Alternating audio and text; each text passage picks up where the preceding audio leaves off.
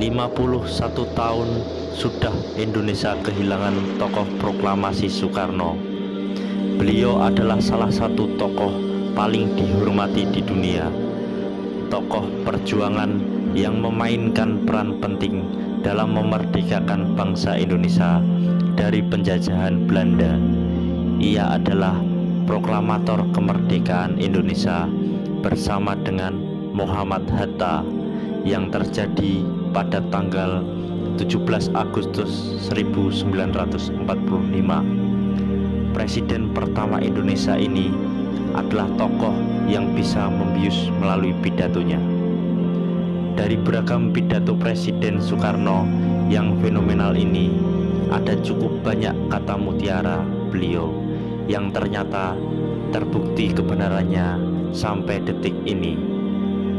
Lantas, seperti apakah sejatinya kata mutiara Insinyur Soekarno tersebut?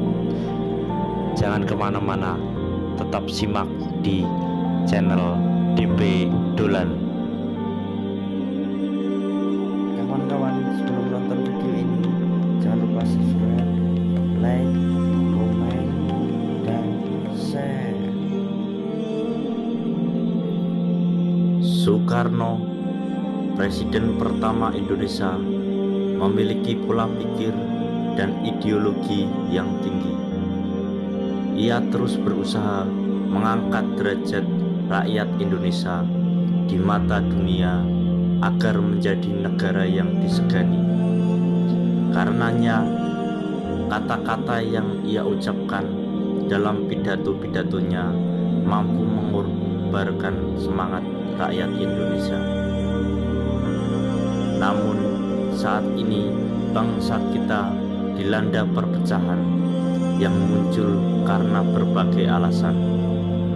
Perbedaan pendapat tersebut akhirnya seringkali menjadi aksi saling hujat dan menuduh yang macam-macam.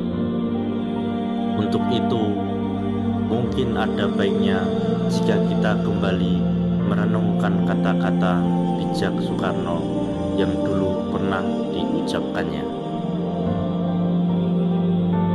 Perjuangan yang lebih sulit dari zaman penjajahan.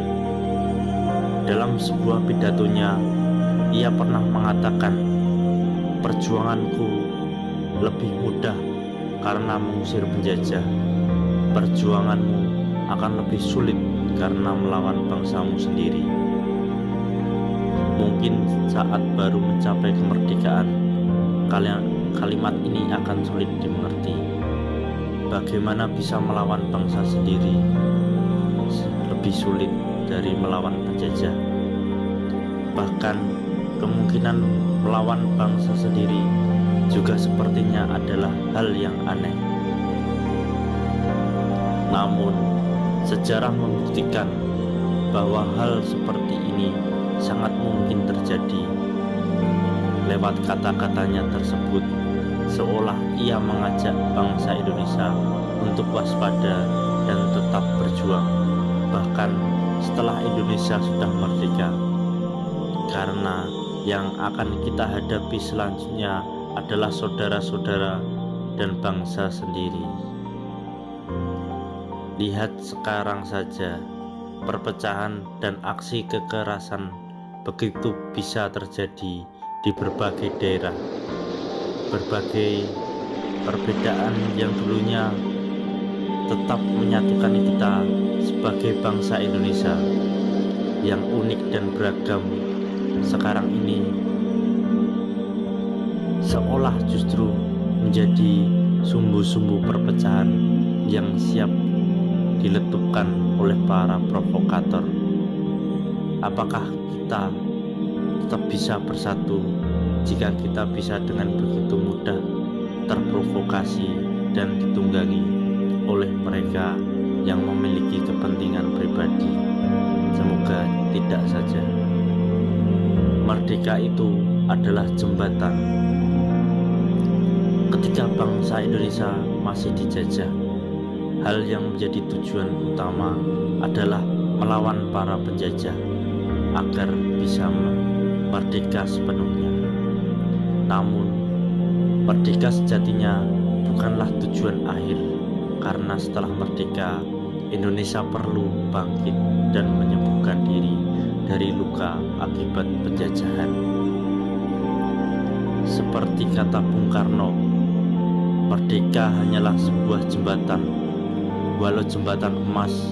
Di seberang jembatan itu jalan pecah dua, satu ke dunia sama rata sama rasa, satu ke dunia sama rata sama tangis. Yang diharapkan tentunya adalah menciptakan Indonesia yang sejahtera, sama rata dan sama rasa. Namun sayangnya sepertinya hal tersebut belum tercapai hingga kini, setelah 70 tahun bangsa Indonesia merdeka. Mencapai cita-cita untuk menjadi sejahtera bukanlah perkara mudah, apalagi jika sosok yang memimpin negara adalah mereka yang takut kelaparan, sehingga menghalalkan segala cara untuk menimbun harta bagi diri mereka yang takut lapar, karena banyak rakyat yang lebih beresiko kelaparan daripada mereka. Benarkah kita adalah bangsa yang kurang percaya diri? Mungkin ini adalah akibat dari masa penjajahan yang berjalan bertahun-tahun. Akibatnya, kita sebagai bangsa Indonesia masih saja mengacu pada luar negeri. Kita merasa kalah dibandingkan dengan negara-negara lain. Padahal daripada repot memikirkan di negara A enak karena ini, negara B hebat karena itu, mengapa kita tidak fokus mengembangkan diri dan saling gotong royong dengan sesama bangsa Indonesia? Soekarno pernah mempertanyakan hal tersebut. Apakah kelemahan kita adalah kurang percaya diri sebagai bangsa, sehingga kita menjadi bangsa penjiplak luar negeri dan kurang mempercayai satu sama lain? Padahal kita ini asalnya adalah rakyat gotong royong. Soekarno pernah mencanangkan gerakan berdikari atau berdiri di atas kaki sendiri. Gerakan ini adalah motivasi untuk melepaskan bangsa Indonesia dari segala ketergantungan bangsa asing. Namun hal ini juga belum benar-benar terlaksana saat ini. Menghujat dan menghina umum dilakukan. Bangunlah suatu dunia di mana semuanya bangsa hidup dalam damai dan persaudaraan. Begitulah yang diucapkan Soekarno, sebuah cita-cita yang mulia dan seharusnya tetap berusaha diwujudkan. Namun ternyata saat ini kita dengan begitu mudah menghina dan menghujat orang lain yang tidak sependapat dengan kita. Dengan dalih kritik, seolah-olah berbicara seenaknya dengan kata-kata yang tidak pantas adalah hal yang bisa saja.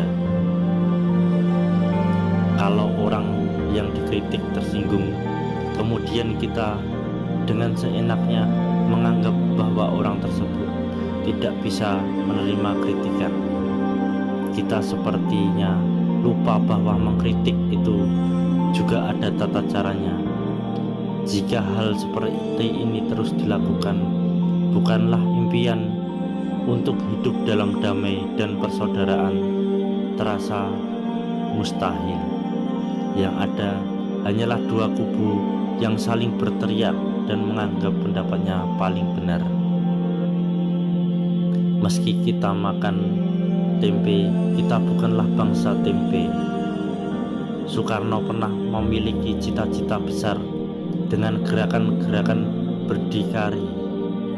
Lewat pidato HUT proklamasi, Bung Karno mengobarkan semangat tersebut karena rakyat Indonesia dengan berkata, kita bangsa besar, kita bukan bangsa tempe, kita tidak akan mengemis, kita tidak akan meminta-minta, apalagi jika bantuan-bantuan itu diembel-embeli dengan syarat ini syarat itu. Lebih baik makan gaplek tetapi daripada makan bistik tapi budak.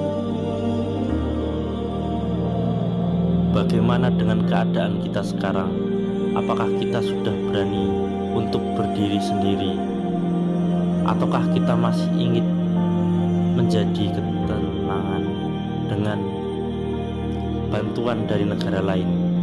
Tapi di saat yang sama kita juga mencak-mencak ketika aset negara kita dikuasai oleh orang lain.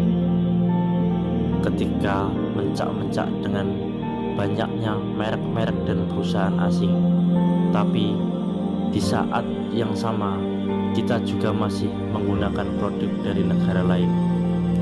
Mengapa tidak konsisten dengan apa yang sering kita teriakkan dan membuktikannya dengan tindakan? Atau jangan-jangan sekali mencak-mencak kita adalah karena hasil provokasi pihak lain yang ingin memanfaatkan kita? Ada pekerjaan panjang bagi kita untuk bisa mencapai Indonesia yang damai dan sejahtera. Mungkin yang perlu kita lakukan sekarang adalah mulai dengan berhenti memikirkan diri sendiri dan mulai memikirkan kepentingan orang banyak. Hal dengan cara itu, kita sebagai bangsa Indonesia bisa mulai maju dan berkembang.